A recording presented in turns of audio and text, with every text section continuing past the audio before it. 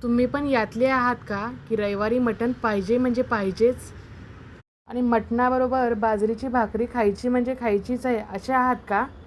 चला तर बनवूया. आज आपण बनवणार आहोत गावरान पद्धतीचा अगदी चुलीवरची चव असणारा परंतु गॅसवर बनवलेला अर्धा किलो प्रमाणात मटणाचा रस्सा आणि त्याचबरोबर बाजरीची भाकरीसुद्धा.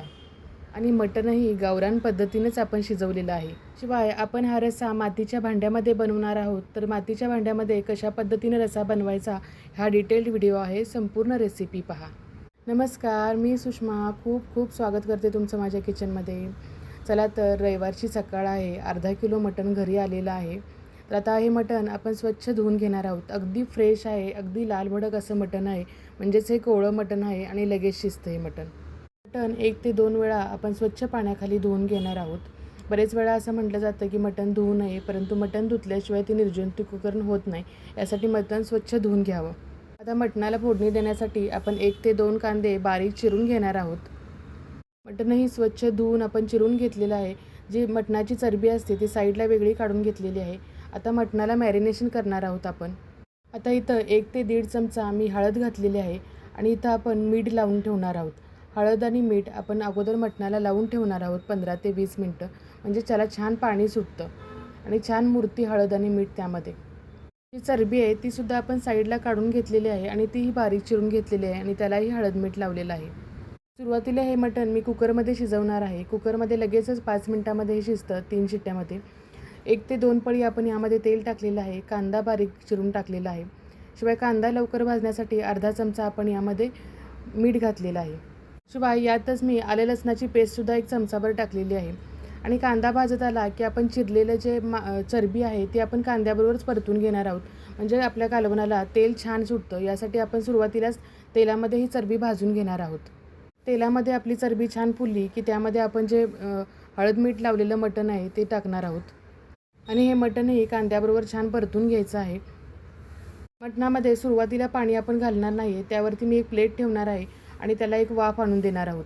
वर प्लेटमध्ये पाणी ठेवायचं आहे आणि 15 ते 20 मिनटं आपण वाफलायला ठेवणार आहोत मटण. आपल्या मटणाला चुलीवरचा फ्लेवर येण्यासाठी आपण आता काय करणार आहोत, गॅसवर कांदा आणि खोबरं अशा पद्धतीनं भाजून घेणार आहोत. गॅसवरती जाळी ठेवून त्यावरती आपण खोबऱ्याचा मोठा तुकडा ठेवलेला आहे. तो भाजतोय तोपर्यंत कांदे आपण फोडून घेणार आहोत. असे खलबत्त्यानं आपण कांदे फक्त थोडेसे फोडून घ्यायचे. इथं मी छोटे छोटे 4 कांदे घेतलेले आहेत अर्धा किलो मटणासाठी. ते कांदे अगदी काळसर होईपर्यंत आपण छान भाजून घेणार आहोत. खोबरंही थोडं काळसर होईपर्यंत भाजायचं आहे. कांदा खोबरं थोडं काळसर झाले की त्यावरती मी लसणाचे आपले जे गड्डे आहेत ते सुद्धा मी भाजून घेणार आहे. कारण की आता बाजारात सध्या ओला लसूण येतो आहे, तर लसूण भाजून घेतला की तो लगेच सोलला जातो आणि त्याचा फ्लेवरही छान स्मोकी येतो. सगळ्या वस्तू छान भाजून गार करून घेणार आहोत आणि त्याची आपण सालं काढून घेणार आहोत. वरचा खूप जास्त काळा झालेला भाग आपण काढून टाकणार आहोत आणि नंतर कांदा खोबरं चिरून घेणार आहोत. तोपर्यंत आपल्या मटणाला छान वाफ आलेली आहे. पाहू शकताय मटणाला अगदी आपण जे मीठ आणि हळद लावलं होतं तेवढ्यानंच पाणी छान सुटलेलं आहे. 15 ते 20 मिनटं याला छान वाफ आलेली आहे. एवढ्यातच 50% मटण शिजलेलं असतं.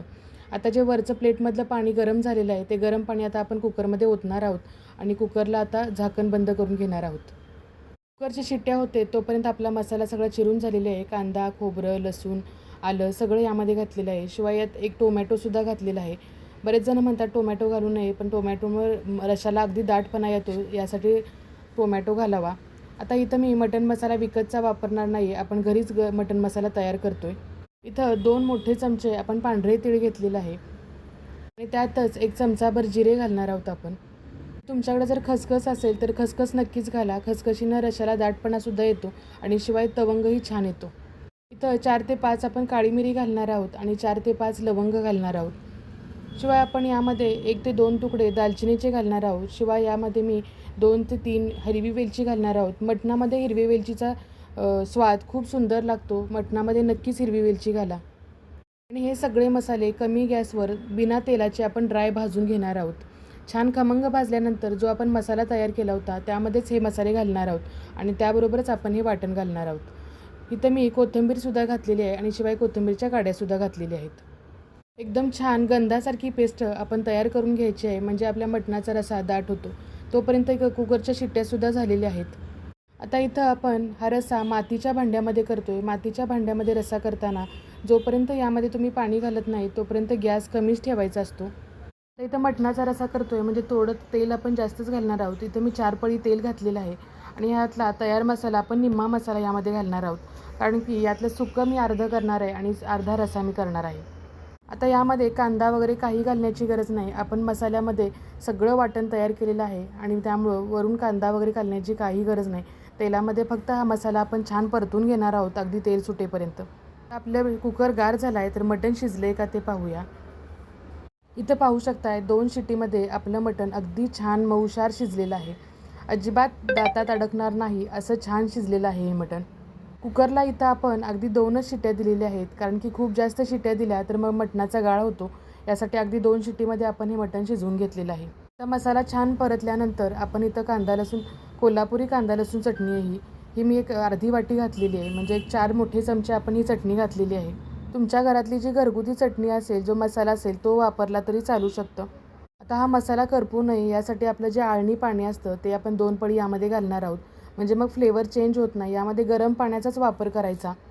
चटणी घातल्यानंतर छान तेल सुटेपर्यंत आपण मसाला भाजलेला आहे. आता त्यामध्ये आपण शिजलेलं मटण आणि त्याच्यावरची चरबी वगैरे सगळं आपण त्या रश्श्यामध्ये घालणार आहोत. मातीच्या भांड्यामध्ये पाणी ओतल्यानंतर तुम्ही गॅस थोडा मोठा करू शकता. परंतु जोपर्यंत पाणी ओतत नाही तोपर्यंत गॅस कमीच ठेवायचा, नाहीतर भांडं तडकण्याची शक्यता असते. आता त्यामध्ये वरून जे मसाल्याचं भांडं आहे ते मी गरम पाण्यानं धुवून घेतलेलं आणि त्यामध्ये आपण ओतलेलं आहे.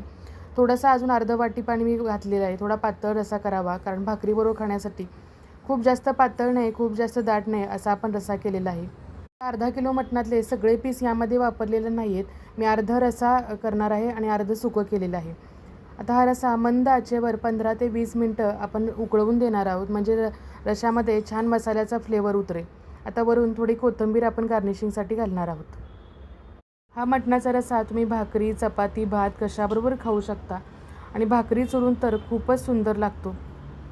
त्याबरोबरच अर्ध्या मटणाचं आपण सुक्कं मटण बनवलेलं आहे. लहान मुलांना रस्सा आवडत नाही यासाठी सुक्कं मटण मला घरात बनवावंच लागतं. त्याबरोबर खाण्यासाठी आपण बाजरीच्या भाकरी करणार आहोत. पटकन आपण बाजरीच्या भाकरी थापून घेणार आहोत.